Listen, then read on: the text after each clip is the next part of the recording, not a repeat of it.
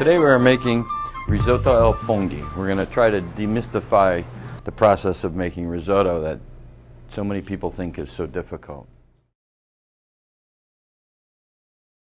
We're going to start with about 1 cup of minced onion, 1 cup of arborio rice or cannaroli rice, which is a short grain rice from the Po Valley in Italy.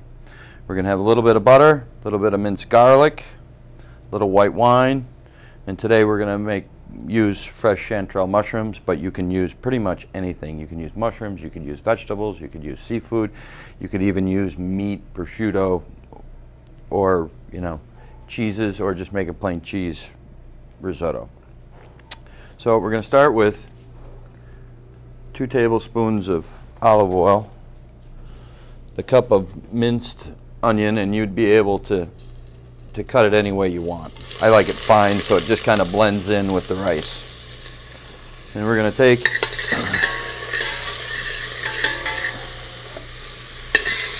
and saute that so that we sweat the onion. We don't want any color on it because we want our risotto to turn out nice and white. Then we're going to add a touch of butter and a little bit of garlic. And then we need about 2 more tablespoons of olive oil.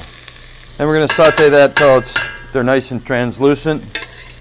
The onion's color is kind of blended off, gotten kind of clear with the garlic. We didn't burn the garlic or brown the garlic, so it won't be bitter. And we will add 1 cup of arborio rice. This is a key step in making risotto because you need to saute the rice and cover it in the hot oil, and that breaks the starch coating on the rice, which will let the starch out so that the risotto becomes nice and creamy. The thing you have to remember about risotto is when you're making it, is it's a basic 3-to-1 ratio, 3 parts stock to 1 part risotto. And if you remember that, ratio, you'll be able to make risotto with anything. You're going to add the stock, the hot chicken broth, or water. You can use water too, in 3 parts. So 1 cup, 1 cup, and 1 cup in this case. Making sure our rice is nicely sauteed in the oil and the butter. We're going to deglaze it with a tablespoon or 2 of white wine. And then we're going to add our broth or stock in 3 parts. This is the part I think where people get a little intimidated in making risotto. All you have to do now is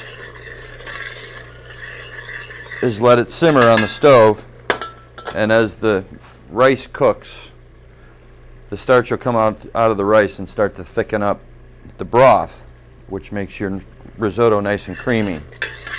We don't want to add any of our flavorings yet because this is going to take a little while. You're probably looking at a time frame of about 20 to 25 minutes to do the whole process. We're also going to add fresh chanterelle mushrooms. These actual mushrooms are from Michigan. They were picked up north in Gaylord. We washed them so they're a little wet, so we didn't have any sand in our risotto. You could use shiitake mushrooms, cremini mushrooms, portobello mushrooms. They all will work great. We're going to finish our risotto with a little bit of fresh parsley and grated Parmesan Reggiano cheese. And you could use chives for this. You could use fresh thyme leaves would be beautiful at the end to put on. You make it nice and fragrant. Go well with the mushrooms. We'll have lobster mushrooms from northern Michigan up in the Gaylord area, which are a big kind of red, looks like a cooked lobster shell color.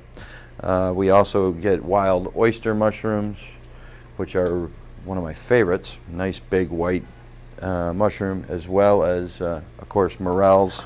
And there are some porcinis, which are available in Michigan, but are harder to find. They're not as abundant as the chanterelles. Go ahead and add our mushrooms.